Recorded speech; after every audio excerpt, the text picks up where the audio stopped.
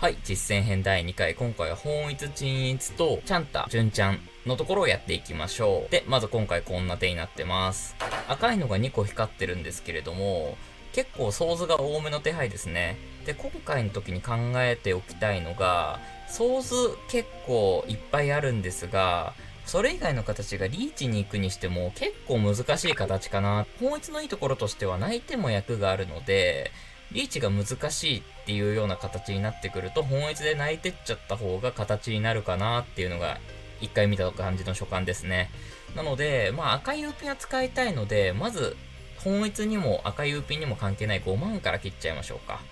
で、パーソを2連続で引いてきたんですね。これで結構本一寄りかな。赤ウーピン以外のチーピンも切っちゃって、赤ウーピン奇跡的に使えそうでない限りは切ってって本一っていうような進行にしていきたいかなと思ってます。これちょっと口なんですけど、やっぱり麻雀の画面見せてるこの実践編の方が人気なのかなっていう感じがちょっとあって、本当は説明編の方が力入れてるので、そっちをみんな見てほしいなって思ったりもしてるんですけど、やっぱりこっちの方が伸びていくから、なんか他にいいスタイルないかなとか最近考えてるところです。ここでシャア引きましたね。シャアも3枚周りに切れてて、もう重なる余地もないような手ではあるんですが、もう赤ウーピン使う手段もほとんどないかなっていうことで、もうここで怖い赤ウーピン切っちゃいましょうか。持ってて他の人にリーチって言われてから切ってロンって言われる方が嫌なんで、もう安全なシャアにしちゃいましょう。チュン重なりましたね。チュン重なるのめちゃくちゃ大きいですね。チュンが頭にもなりますし、ポンしたら、天三像か関三像のテンパイも取れそうですね。で、この急走めっちゃ悩むんですけど、まだここは泣かなくてもいいかなって思ってます。チュンも泣けるかもしれないですしね。急走引けましたね。ラッキー。これによってペン三像の待ちになりました。本当は三蔵すごい地位したかったんですけど、こうなっちゃったらもう三蔵持って勝負の方がいいですね。で、今、老僧もいらなくなっちゃったんで、一応手から切って、三蔵が筋になったよっていうのをアピールしつつ、あとはもう三蔵待つだけのお仕事ですね。ラッキーですね。赤いウーソーも1枚ありますし、今回は次回説明する一気通貫っていう役もついたので、めちゃくちゃ高いですね。本一やっぱり高くなりがちなので、リーチって言わなくても上がれますし、そこは結構おすすめな点かなと思います。で、このまま続けて、何の4曲なんですけど、今回もめちゃくちゃ、ソーズの本一に行けそうな手ですね。しかも今回は赤ウーピンとかもないので、もう余計迷うことはなく本一、もしくは鎮一まで今回はいけそうですね。もう、チーソーも引いてだいぶ盤石なので、もう、パーピン6万どっちも切っちゃいます。周りも結構なんか、ソーズ切ってくれそうな感じがあるなーって思いつつ、ソーズと自敗以外は全部パッパパッパ切っていきます。こういう進行ができるのも楽ですよね。で、数層さらに引きましたね。これで結構正直形分かりにくくなっちゃうんですよね、本一とか鎮一って。こういう時は、泣いて整理していくっていうのが一番いいかなって思ってます。とりあえず字はいらないので字切って、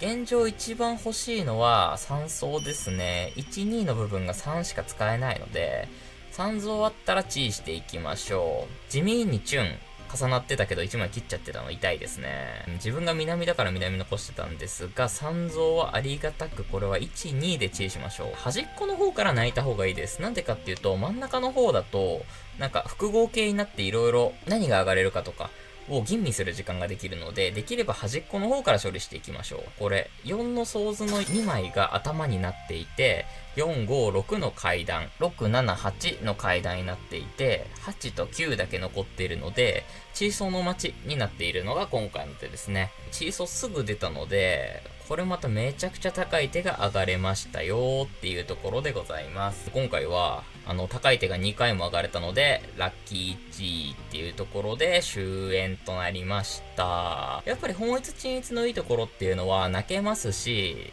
勝負になれば高いですし、仮に手が完成しきる前に相手からリーチ来たとしても、自分の手に自敗だったりが残っていれば守備に使えるっていうのがやっぱりいいポイントかなと思います。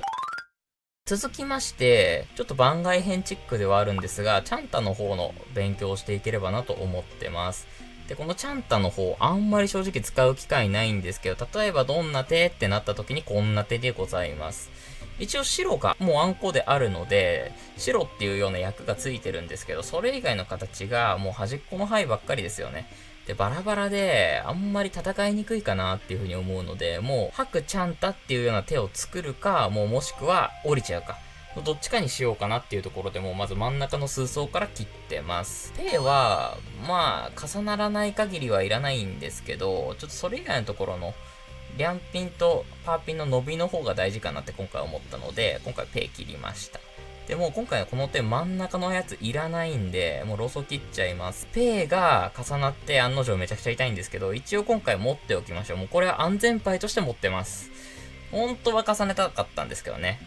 重ねたかったけど、しょうがない。数ピンは一応リャンピンと重なってっていうか換算ピンで使えるんですけど、さっき言った理論で当たりやすいんですよね。で、今もうこの手は、チャンタに仕上がるか、もしくはもう降りたい手なんで、もう降りる時のために数ピンなんていう真ん中の牌持ってられないから切ります。で、もちろんローソーも引いたらすぐ切っていきます。この間に南が1枚出ちゃってポンしてないんですけど、南も守りに使える種なので、一応今回持ってますが、さすがに2枚目はちょっとポンしようかなって思ってます。で、白が4枚になって、場が危険そうであれば、白を切っちゃって3枚のあんこにして、もしテンパった状態だったらアンカンっていうのをやってみましょう。アンカンは手が特に変わるわけじゃないんですけど、もしかすると自分の点数が高くなるかもしれないです。南ラスト1枚出たんで、ポンしちゃいましょうか。ここで自分で3増引けたんで、打点アップのワンチャンのために今回缶してみました。でも、この缶は安全牌を消す行為でもあるので、正直安全牌を持っておきたいっていう意味だったらもう1枚切っちゃってもよかったかなって今見てて反省してます。やっぱりチャンタの悪いところってどうしても街がこのペンチーマンみたいな愚形になっちゃうんですよね。両面じゃない。今回は運のいいことに上がれはしたんですが、今回の上がり系が3900点。ちょっとわざわざ危険を冒してまで上がる手かと言われるとちょっと怪しいなっていう感じがするので、ぜひ皆さんは上がれる状態になってもチャンタっていうところを作る際には気をつけてみてください。ありがとう。はい、後語りでございます。今回は檻を念頭に置いた手の作り方っていうところを説明させていただきました。最初、リーチっていうためだけに手を作ってたパート1からすると、とんでもない進歩ですね。まだ役は両手で数えるほどしか教えていませんが、実際そんな問題ない感じしませんか？なんか麻雀は FPS みたいなもんで、それで言うと麻雀の役っていうのは武器みたいなものかなって自分は考えてるんですね。別にリーチっていうようなハンドガンしか使えない初心者の方でも、立ち回り方を知っている人の方が武器だけいっぱいジャラジャラしてるけど、それぞれの使い方あんま分からず自爆特攻型の初心者の方よりも強いと個人的には思ってるんですよね。だから、まずはリーチっていう役だけでも自分の身を守るやり方っていうのを優先して私は教えてますんで、ぜひついてきてください。で、今回実践編の第4弾なんですけど、今回は台本ほとんど書かずにやってみました。気づいてた人いましたでしょうか？多分いないですよね。でもやっぱりなんか個人的には話がしどろもどろになっちゃうんで、台本あった方がいいかなっていう感じでしたっていうような雑談です。では、次回パート5もお待ちしております。お疲れ様でした。お疲れ様。